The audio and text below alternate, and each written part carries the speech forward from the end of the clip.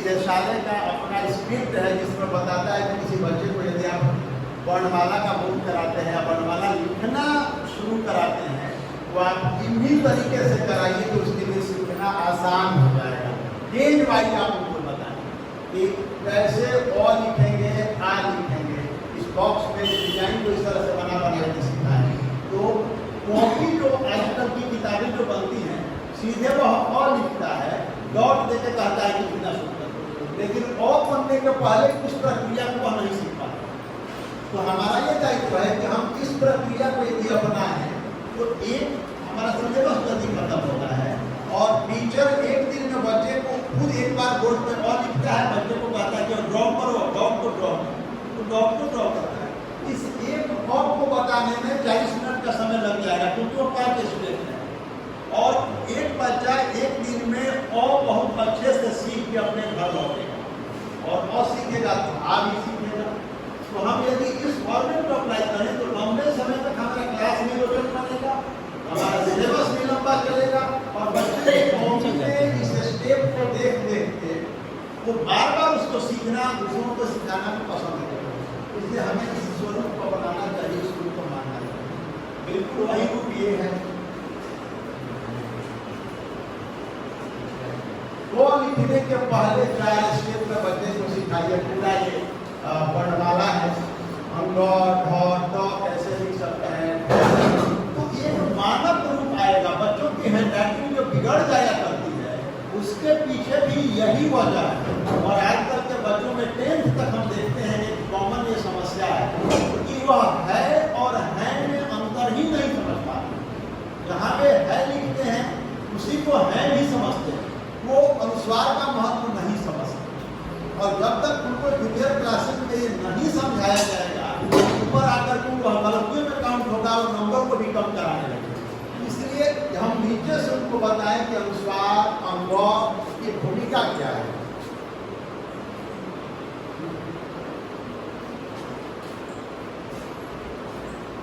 अड़ लिखने के 4 प्रोसेस, द, ध, द, ये सब वर्णबोध कराने के लिए बहुत अच्छे फॉर्मेट हैं जिसका पालन होना चाहिए। भ लिखने का प्रोसेस है, हमने भ में मुंह मोड़ना परमानेंटली बंद करना चाहिए। परमानेंटली ये बंद है यार, ये वाला मतलब हम मोड़ते ही नहीं, जबकि पहला स्टेप ही है कि हम मोड़े नहीं, हम इसको प्रयोग में नहीं लाते, बच्चे भी इसको फॉलो नहीं करते। तो वो भ लिखते तो हैं, हम पढ़ते भी हैं, लेकिन वह स्टैंडर्ड फॉर्मेट नहीं है, वो मानक रूप राष्ट्रीय अंतर्राष्ट्रीय स्तर पे नहीं है। एक तरह से उसे आप कह सकते हैं कि वह आंचलिक रूप है जो स्थानीय स्तर पर प्रचलित है, लेकिन वह राष्ट्रीय स्तर पर मान्यता उसको नहीं मिली।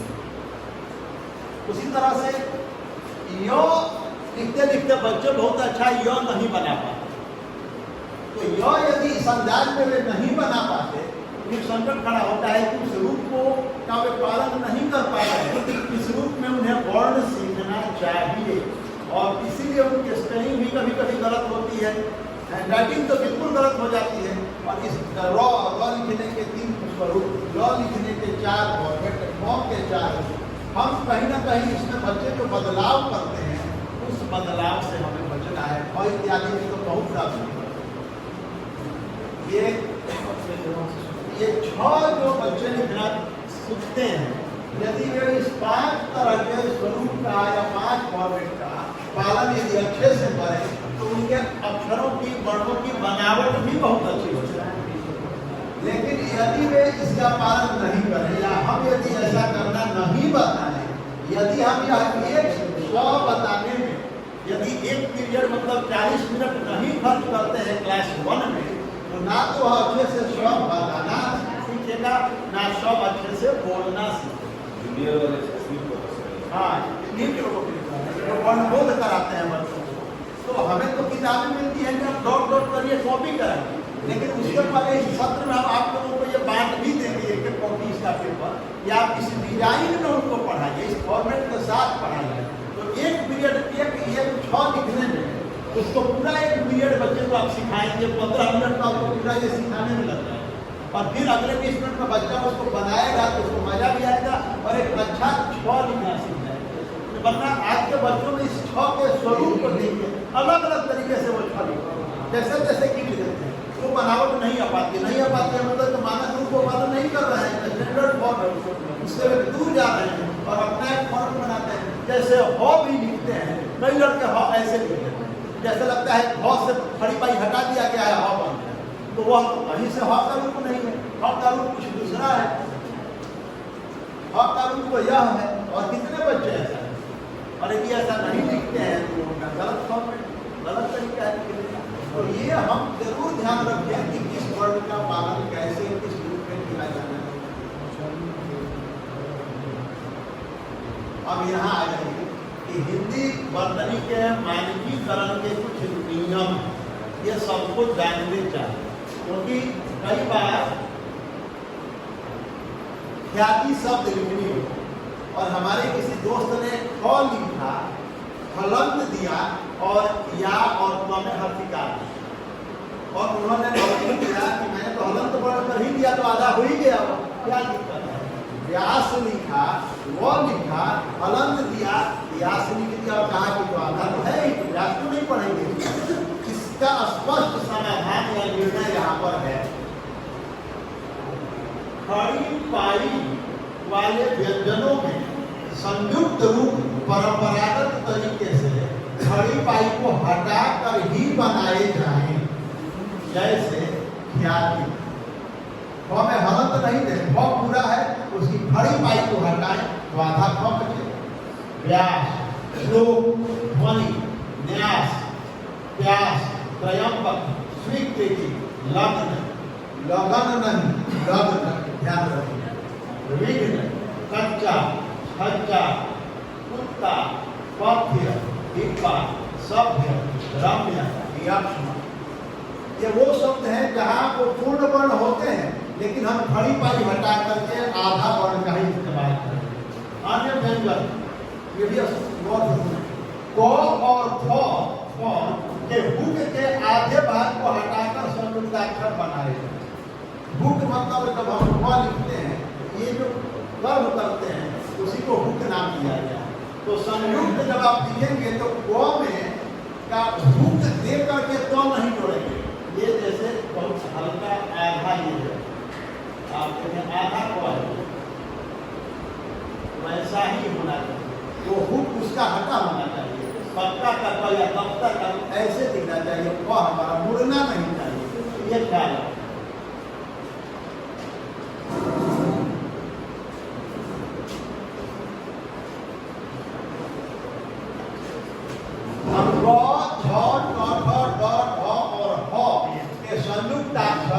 हर चिन्ह लगाकर बनाए, ये ध्यान रखें।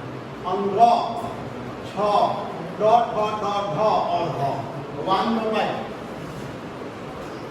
शंकर लिखते हैं तो अनुस्वार में देते हैं, लेकिन वांगमय में अनुस्वार नहीं दे सकते, अंगो वर्ण लिखेंगे।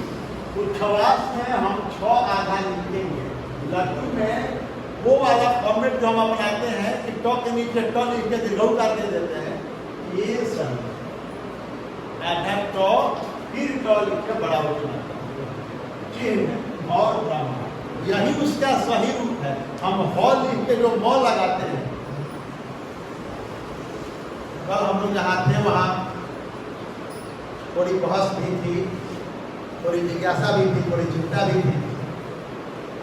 तो एक सवाल आया कि कुछ चीजें गूगल पर हम लोगों को दिखाई जा रही है कि गूगल में ऐसे लिखा है, आप ऐसे बता रहे हैं, गूगल में ऐसे लिखा है, आप ऐसे बता रहे हैं। कभी कभी ऐसी समस्याएं हमारे सामने आ जाती हैं कि क्योंकि हम तत्काल जानकारी पाने के लिए हमारे पास वही स्रोत है जिससे हम तुरंत कोई सूचना कोई ज्ञान हासिल करते हैं। डिक्शनरी, शब्दकोश या किताबें हम घर में जाके देखेंगे, और आज की पीढ़ी के लिए गूगल ही सबसे सही जानकारी है। तो वहाँ ऐसे लोगों को समझाने के लिए ऐसी किताबें और ऐसे उदाहरण जरूरी होता है।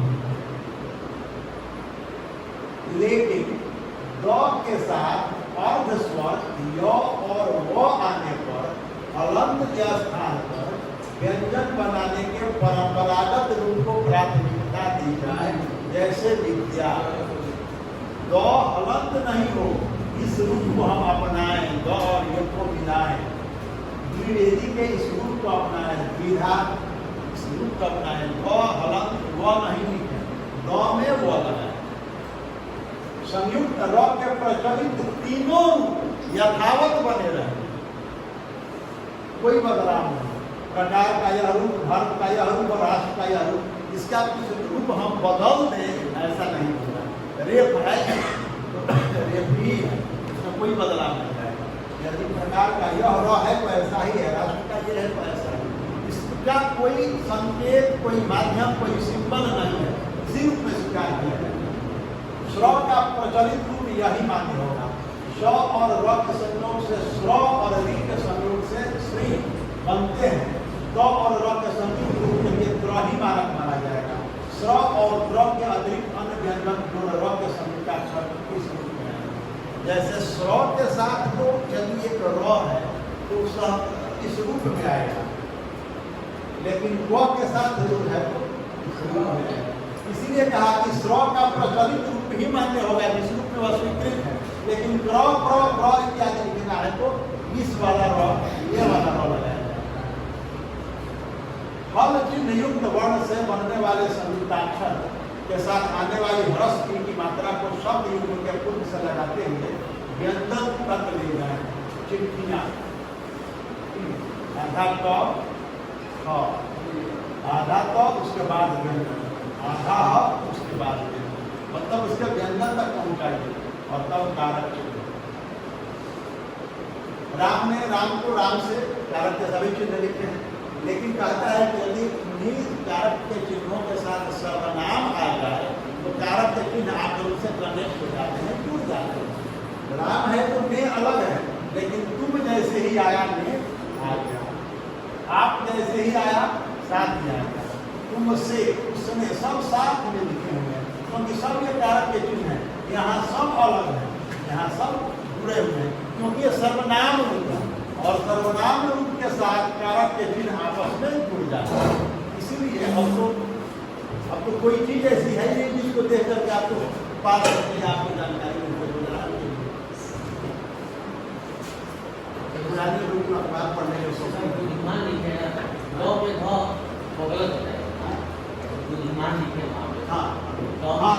यदि ध्वज जो लगा देते हैं वो मानक रूप नहीं है, प्रचलित रूप है। लेकिन यदि कोई कह दे कि हम इसको नहीं मानेंगे तो आपको कहना पड़ेगा कि अच्छा वाला लिख के दिखाना है। हाँ,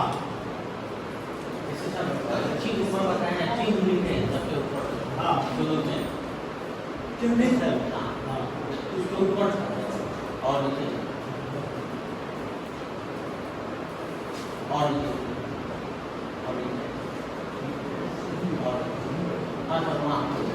चिन्ह लिखते हैं। हाँ, अगर तो आप ज्वाइन करते हैं तो ज्वाइन करके तो वही कर रहा है कि हर लिख के उसमें न लगा देना। लेकिन ये क्या कहता है कि हर चिन्ह लगाकर बनाए जाए मतलब यही वह मानक की बात है, स्टैंडर्ड। ये चिन्ह में हम ह आधा दें और न लिखें तो ये सही है, और वो वाला जिसमें ह को बना के बीच में न को घुसा दिया जाता है तो मानक रूप नहीं है, स्टैंडर्ड फॉर्म को नहीं है। उसको हो सकता है कि बिहार में मान्यता मिल जाए, इलाहाबाद में उसको गलत कर, और आप कोई दावा नहीं कर सकते क्योंकि आपके पास कोई प्रमाण नहीं हो पाएगा। ये देखिए इंटरनेशनल फॉर्मेट ये है,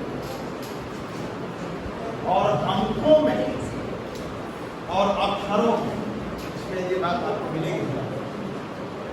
अंकों का अंतर्राष्ट्रीय मानक रूप जिसे हम स्वीकार करते हैं और चलाते हैं, उसमें यदि बदलाव की स्थिति बनती है तो केवल और केवल राष्ट्रपति की अनुमति से और राष्ट्रपति के द्वारा ही होगी, अन्यथा दूसरे उसमें कोई बदलाव नहीं कर सकते।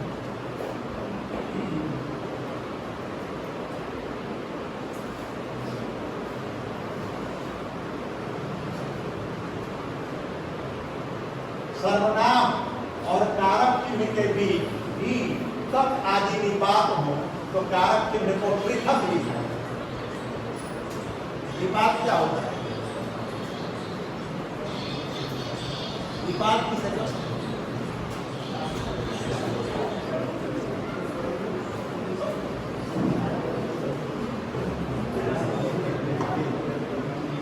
निपात क्या होता है? कोई साथी इन शब्दों पे विशेष बल दिया और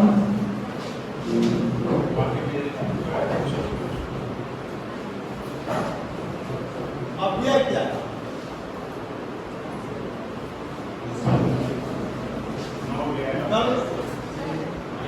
इस पर भी चर्चा है। क्या अव्यय ही निपात है? निपात ही अव्यय है या अव्यय कुछ और है? और अव्यय निपात है तो बड़ा घात क्या है?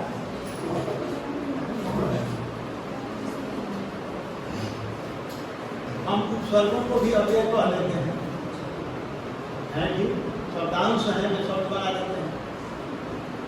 निपात तप भी जैसे शब्द हैं, लेकिन वे बलाघात नहीं है, क्योंकि निपात वाक्यों के बीच में आने वाले ऐसे शब्द होते हैं जिनका प्रयोग हम अपने भाव को प्रकट करने के लिए, उन पर ज्यादा दबाव बनाने के लिए करते हैं। राम भी जाएगा, राम को ही बुलाओ, तो राम को स्पेशलाइज करने के लिए हम भी का इस्तेमाल करते हैं। उपसर्ग में असुविधा नहीं और अव्यय में भी असुविधा नहीं, इसलिए निपात की जरूरत पड़ती है।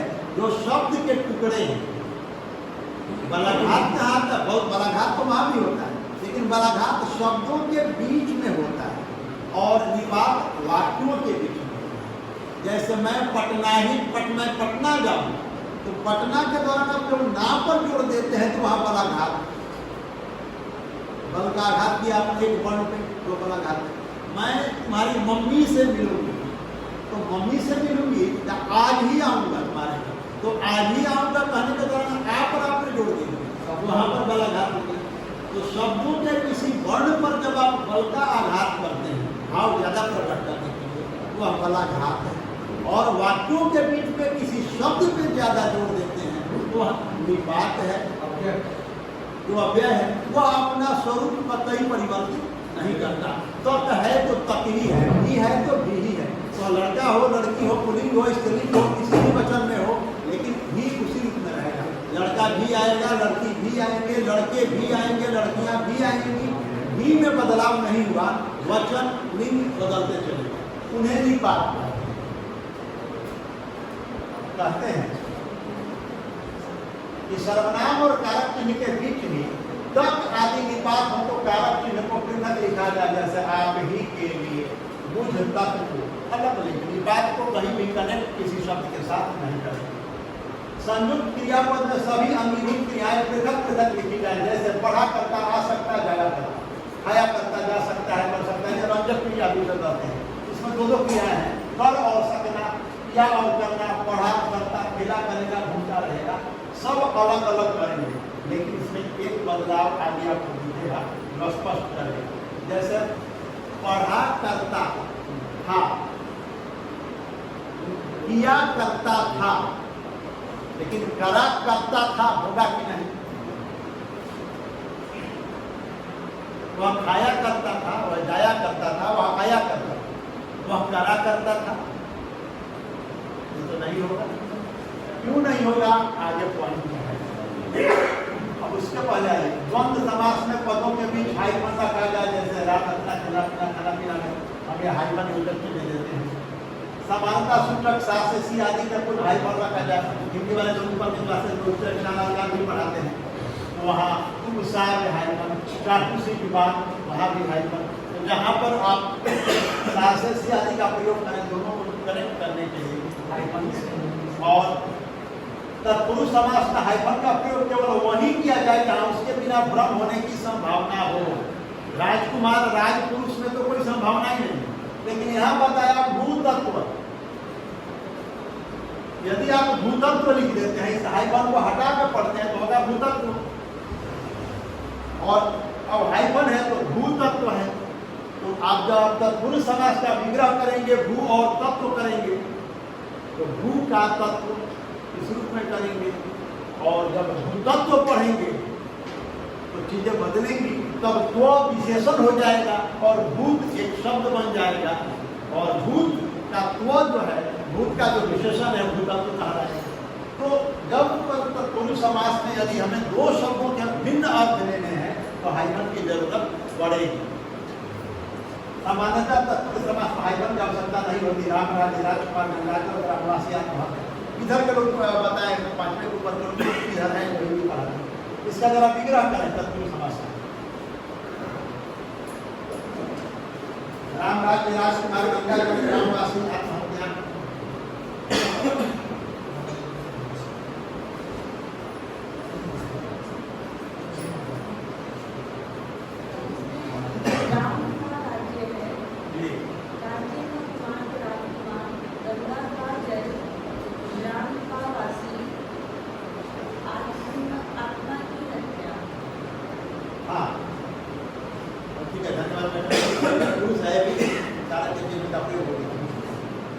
इन्हें मिला के बताएं। कठिन संधियों से बचने के लिए भी हाइफन का प्रयोग किया जाता है। द्वि अक्षर हम लिख करके अपना काम चला सकते हैं, क्योंकि वहां पर कठिन संधि है। बताइए द्वि अक्षर की संधि कीजिए।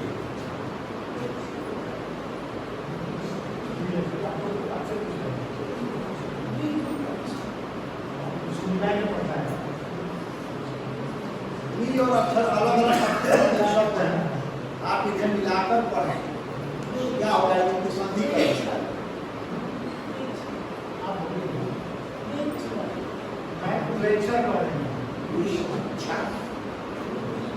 और कोई साथी जो संधि में रुचि रखते हो,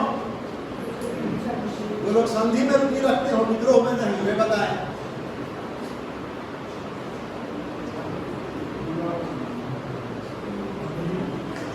कल 42 लोग कहाँ थे? और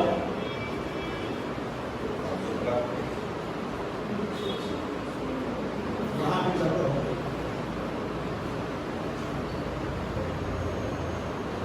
द्वि अक्षर क्या बने?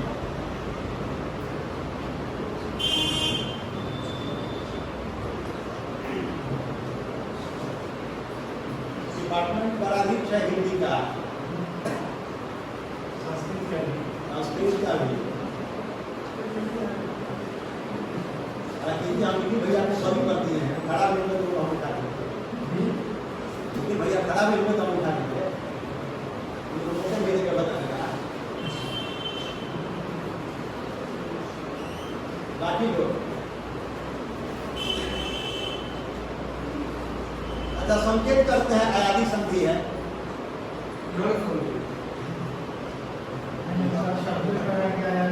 तो खड़ा होकर बताएं।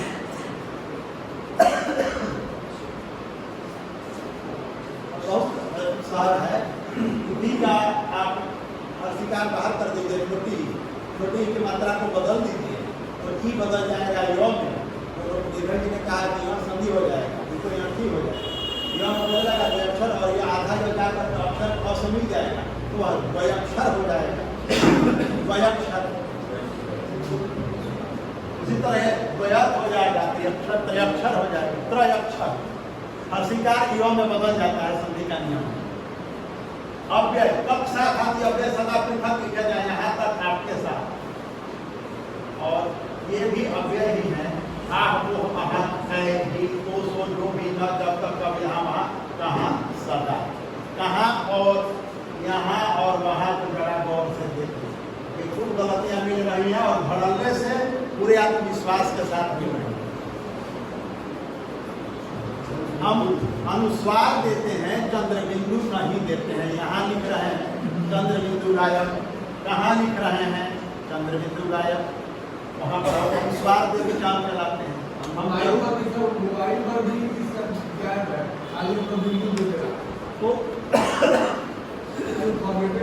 इस रूप को ध्यान करें। जब भी वहाँ वहाँ यहाँ कहाँ जहाँ तहाँ जो भी लिखना हो तो चंद्र बिंदु जरूर आनी चाहिए। यदि चंद्र बिंदु नहीं है तो वह गलत है या आप मानक रूप का पालन नहीं कर रहे हैं।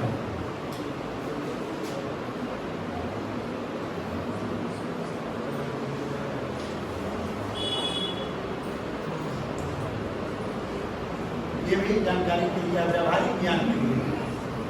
सम्मान बोधक श्री और जी अव्यय भी पृथक लिखे जाए, जैसे श्री गंगाधर, कन्हैया लाल जी, महात्मा जी। यदि श्री जी आदि व्यक्तिवाचक संज्ञा के ही भाग हो तो मिलाकर लिखे जाए, जैसे श्री राम। यदि वह व्यक्तिवाचक संज्ञा का बोध कराते हैं और आप उन्हें सम्मान दे रहे हैं तो यहाँ मिलाएं।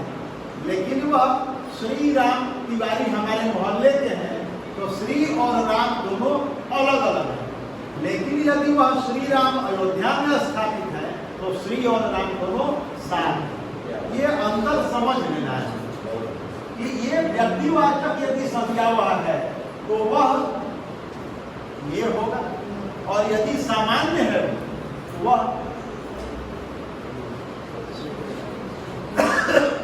सम्मान देने के लिए हम श्री का उपयोग यहाँ करेंगे और उसको विशिष्ट बनाएंगे।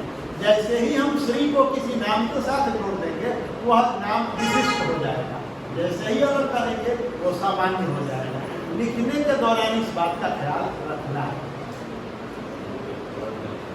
समस्त पदों में प्रति, मात्र, यथा आदि अव्यय जोड़कर लिखे जाए, जैसे प्रतिदिन अव्यय जुड़ेगा, प्रति अव्यय है जुड़ गया, प्रतिशत, मानव मात्र, निमित्त मात्र, यथा और समय। ऐसी गलती हम लोग भी कर देते हैं, यथा समय कभी कभी अलग अलग लिख देते हैं, हम साथ में लिखें। यह सर्वविदित नियम है कि समास होने पर समस्त पद एक माना जाता है, अतः उसे पृथक रूप में न लिखकर एक साथ लिखना ही संभव है। 10 रुपये मात्र, मात्र 2 व्यक्ति में पदबंध की रचना है, यहाँ मात्र अलग है। हिंदी वाले ये तर्क दे सकते हैं कि यहाँ आप कहते हैं कि